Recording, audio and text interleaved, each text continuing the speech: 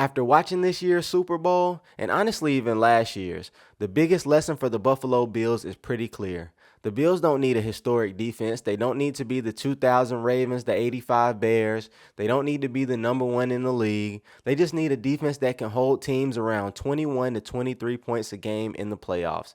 Because if Josh Allen gives you 30, and he usually does, that should be enough. But year after year in January, it hasn't been. And the reason is pretty simple. We have not been good enough defensively when it matters most. So let's talk about what this Super Bowl showed and what Buffalo has to fix. I am your host, Devin Long, and this is the 18th episode of the Down South Bills podcast. Please don't forget to like, share, and subscribe if you enjoy my content. And with that being said, let's get into the podcast.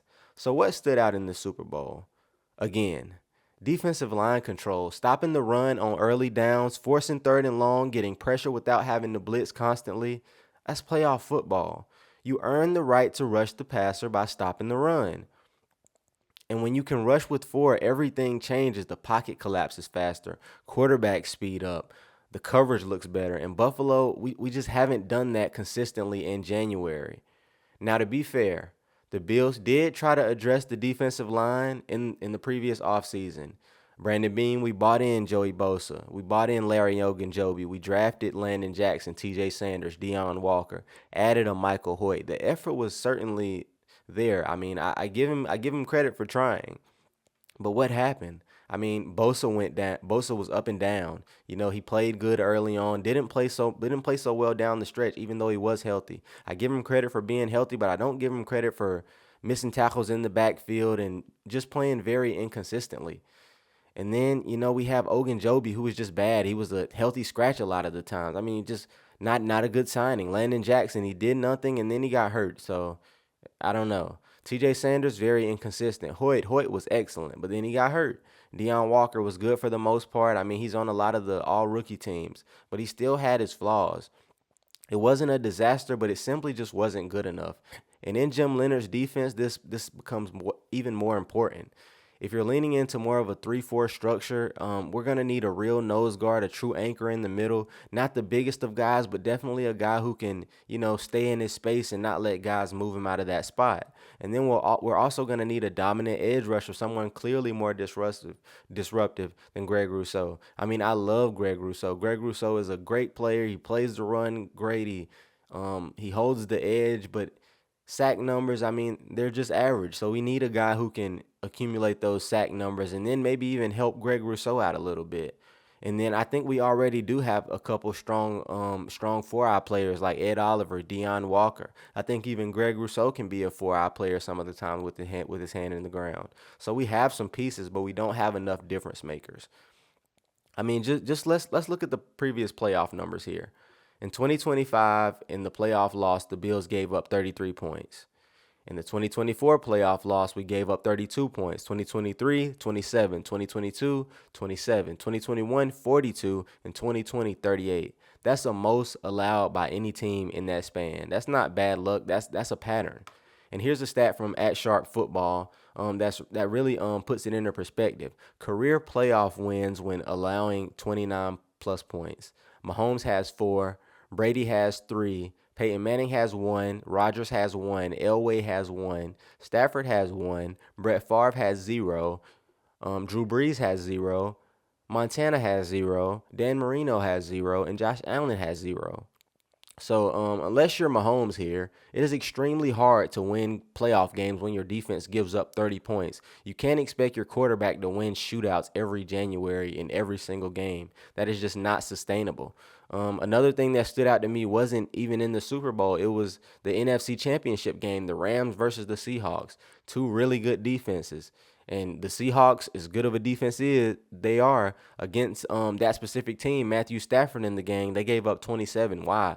Because playoff teams can score. The goal isn't, to hold teams to 10 points. I mean, I'm not saying we need to hold teams to 10 points, but the goal is to hold them around 21 to 23, even 27. We did get 27 a couple times, but if we could stay in, I mean, not even stay in that range, if we can get 24, 21 points a game, we can go further than we have in the past. Just we need that extra possession. Josh Allen has consistently given you 30 points a game. And yes, he makes mistakes. Yes, he made mistakes in this previous game when we even scored 30 points against the Broncos. But that's my entire point here. Even with Josh Allen's mistakes, we still gave you 30 points. And I'm just like, it really bothers me that this many times Josh Allen has continued to perform at a level to get us this many points, and for some reason a defensive head coach and Sean McDermott just cannot stop anybody. We can't generate a pass rush no matter who the pass rushers are. And I'm not justifying saying that Sean McDermott should have been fired, but I'm saying that he's definitely not blameless. Like there's some people who saying Sean McDermott's blameless, and I don't believe that at all. 13-second game, and then also just giving up all these points. You can say injuries, you can say whatever you want. All teams deal with injuries. The Patriots were not a better roster than us, and they were in the Super Bowl. So I don't necessarily want to hear all of those excuses. I just, it's a time it's a great time to have a new defense because I think we needed a change of scenery with all of this. Not necessarily a change of scenery, which we are getting with the new stadium, but just a change of, scheme and everything, a new voice for the defense because obviously what we were doing on the defensive side of the ball, it was working very well in a lot of the regular seasons, don't get me wrong, but when it comes down to money time, when it comes down to the playoffs, it simply just was not good enough. And I just think this isn't necessarily a rebuild, like I think we do have some great players on this team.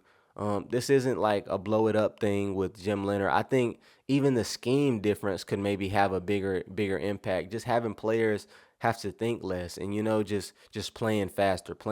So a guy like Maxwell Harrison was already playing pretty fast. We saw him running side by side with Xavier Worthy, some pretty fast guys, but even just guys like, guys who are naturally fast, just playing faster. Jordan Hancock. Jordan Hancock was making a lot of mistakes. I think that was because Sean McDermott had them changing the picture a lot. But if he was just, having to do maybe one or two things and then maybe just I have to do these one or two things every play, like, and then he's playing super fast. I think that's what Jim Leonhard wants from his players, and I think that's a good step as far as like being better as a defense, just having to think less and being able to play faster and not react to guys, but just do whatever you're gonna do and not necessarily see what they're gonna do and then do whatever you're gonna do based off that. And I think that's just important that we do have good players on the defense. We have an Ed Oliver, we have a Greg Rousseau, we have a Christian Benford, we have a Maxwell Harrison, Deion Walker, Cole Bishop, Michael Hoyt, who I hope will come back from injury pretty soon. Terrell Bernard. There is talent here. And I think this is just about in the offseason, we have to find a nose tackle, some depth, of course, adding a true difference maker on the edge. And then, of course, filling out the depth, as I said. That depth is definitely going to be vital. I think hopefully we can have less injuries, but injuries are a part of the game. And so I'm just thinking, as long as we can have some depth that we can trust, then maybe keeping Damar Hamlin around on a team friendly deal to kind of be a backup safety whenever one of the safeties go out. Maybe those type of things. Just having some safety blankets. Maybe keeping a Tre'Davious White around to step in if Maxwell Harrison or Christian Benford needs to miss a game. Just having people like that. A Joe Andreessen who's played in a defense like Jim Leonard's and is better in a defense like that because he's an attack kind of linebacker. So just having that kind of depth and then being able to adjust when players go out is definitely going to be just as key as getting the true difference makers here, I believe. And so I really just don't think we need to be dominant. I would love if we were. I would love if we were. But I don't necessarily think we need to be dominant. I think we need to be dependable and be able to, get a stop when we need a stop, have players that can make plays. And not that we already don't, but just, someone who can get to the passer. We've had cornerbacks make plays. We've had Christian Benford make plays when he was healthy. We've had Tre'Davious White make a play or two, but those defensive line guys, I mean, I seen like a crazy stat. Like, we haven't got like a sack from a defensive end in the playoffs since like 2014 or something crazy. Like, so that absolutely has to change. But the offense is good enough. Josh Allen is good enough. The question now is simple. Can the defense finally be good enough when it matters most?